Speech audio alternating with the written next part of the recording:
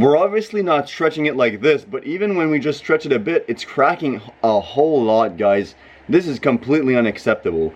What's causing this, right? You might be asking, well, Dom, what's causing this type of stuff to happen, right? Hey, what's up guys, it's Dom from Hole Printing Inc. In today's really quick video, I'm going to be showing you how to fix cracking prints. So cracking prints is a common thing in DTF printing, so hopefully this video will shine some light. If this video doesn't fix your cracking prints, make sure to take a look at all of my other videos on my channel, either named how to fix broken prints, cracking prints. I've made a lot of these, but this is going to be a full one going in depth into every single step you need to take to make sure that your DTF printer is on the right side of the equation, giving you flawless prints without cracks every single time. First thing you want to do is turn on your DTF printer, shake your ink. But mostly, guys, you want to be shaking the white ink. The white ink, the most important one. So just shake it up like this. I've already shook it, so this is good. What I'm going to be doing, guys, is just doing my maintenance. Full video on how to do your maintenance right here, guys. So without further ado, just let me pull my ink, guys, and I'll be right back.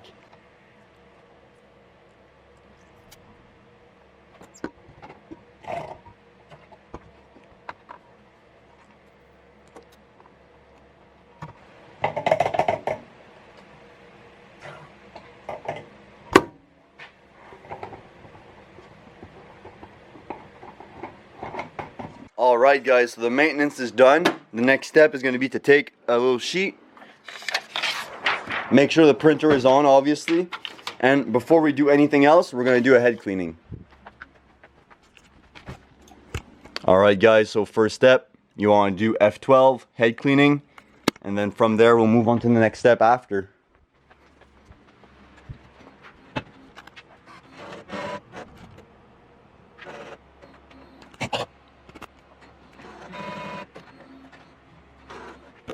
So guys, while we're waiting for the head cleaning to actually finish, I just want to take 2 seconds to actually show you guys what we're actually fixing in this video. So this is a no good, this is in the Hall of Shame, guys.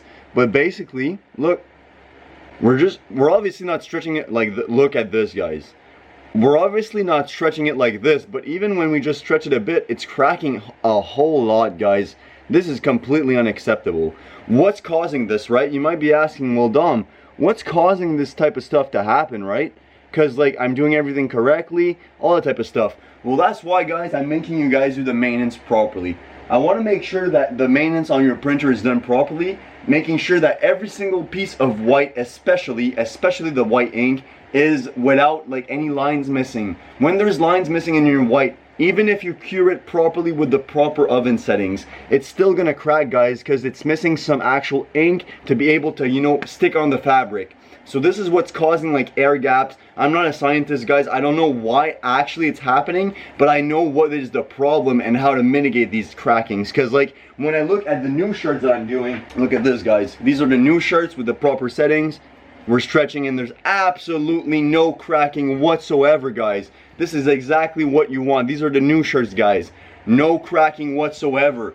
Like this is like perfect quality, guys. This is like exactly what you want. What I showed you guys before is probably what you guys are experiencing. And guys, this is what I want you guys to understand. I really come from a place of compassion. I know how frustrating it can be printing out some things and having them cracked right away. And you might be thinking to yourself, what am I doing wrong? Am I a bad printer? Is the machine broken? Nah, guys, it's probably just the maintenance that hasn't been done properly. And I know, guys, you might be thinking to yourself, well, I've done the maintenance properly. Maybe you have, but there's a lot of variables that can apply. So that's why we did the full maintenance. I made you guys do a head cleaning after your maintenance. And right now, we're gonna be doing a nozzle check to be taking a look at the diagnostic of this printer. So like I was hinting at, guys, the next step is going to be F11 or a nozzle check. So F11, nozzle check, yes. From there, it's going to give us a diagnostic of our printer.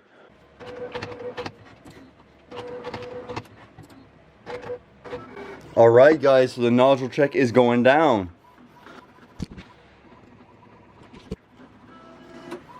Alright guys, so lucky for me, everything on my printer is perfect, but I want to show you guys what to look out for. So guys, the main thing you guys want to be looking out for, you see here in the black how I'm missing a spot. this is a no-go. Let's say I was experiencing this on the white ink, I would have to, you know, do a maintenance again. First of all, take a look at your lines, make sure there's no bubbles inside. As you can see right here, no, that was actually some dust. You see, you can just rub your hand slightly and you're gonna see if there's air bubbles. Like right here, I know it's really hard to tell in the camera, guys. There's a bit of air bubble in the red, like right here. You can see the air bubbles. This is a no-go.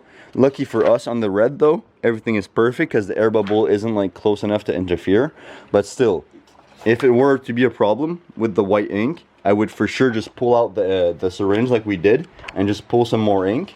After that, I would do another head cleaning. And if it's still, you know, causing you some problems where you're not seeing all of the lines, or for whatever reason it's not printing properly and you're missing some key elements on your diagnostic, I would just go ahead, take my syringe, pull it inside of here and take out some excess ink, do head cleaning again and run it back.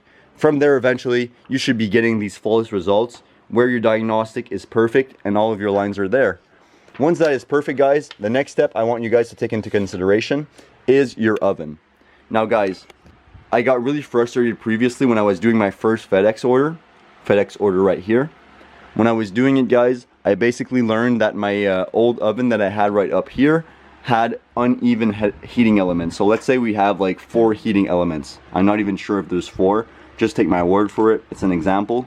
So let's say there's 4 heating elements. Well, let's say this one was getting old and this one was getting old, so they weren't heating the same as, let's say, this one is and this one, okay?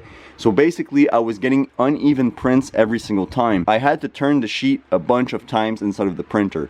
Now guys, what I do basically is when I have a big DTF sheet, let's just say for this example that this is the DTF sheet that we're going to be using. Let's say I put the DTF sheet like this. What I like to do, even in this new oven, I start it, I let it do its thing for 100 seconds. After 100 seconds has passed, guys, I just do this. So I ensure basically that the full area of the sheet is getting covered by the same heating element at the same temperature at the same time. Consistency is key in pretty much anything you guys are doing. So making sure to turn the sheet is maybe going to help you guys. Also, another thing is to, you know, do your own testing. If you take out the sheet and it's not rubbery like this, when I rub my finger on this FedEx sheet, it's super rubbery. It feels basically like rubber comparatively to my old prints that honestly, especially towards the extremities, as I was talking about, you had that like flakiness, and that flakiness is going to cause a lot of problems. Now guys, I know this video was really basic and straight to the point, but I didn't want to waste any time. I know how frustrating it can be to deal with cracking prints. Now that your maintenance is properly done and you've seen that your nodule check is perfect, aka the printer has no diagnostics, aka no problems, you can move on to the next step, which is going to be actually to print out your sheet, insert the powder. The powder is pretty straightforward. I showed you guys how to powder your sheet, but it's really easy. You just want to make sure to take off the excess without taking off too much. After that, you want to insert it inside of the oven to cure it properly. And the main takeaway is, guys, do your own testing for the oven, but make sure when you touch it, it feels really rubbery. And guys, I also showed you what happens if you overcook a print, video right here. So just make sure you have a nice balance and you do your own testing before you go into your production. So hopefully this video had a lot of value for you guys. So yeah guys, hopefully you're going to be able to continue your production, do prints without having cracking and all this bad stuff happening. So yeah guys, if you found this video somewhat helpful, make sure to leave a like, comment down below, and subscribe if you're new. This was Dom from Hole Printing Inc. Make a print you'll never forget.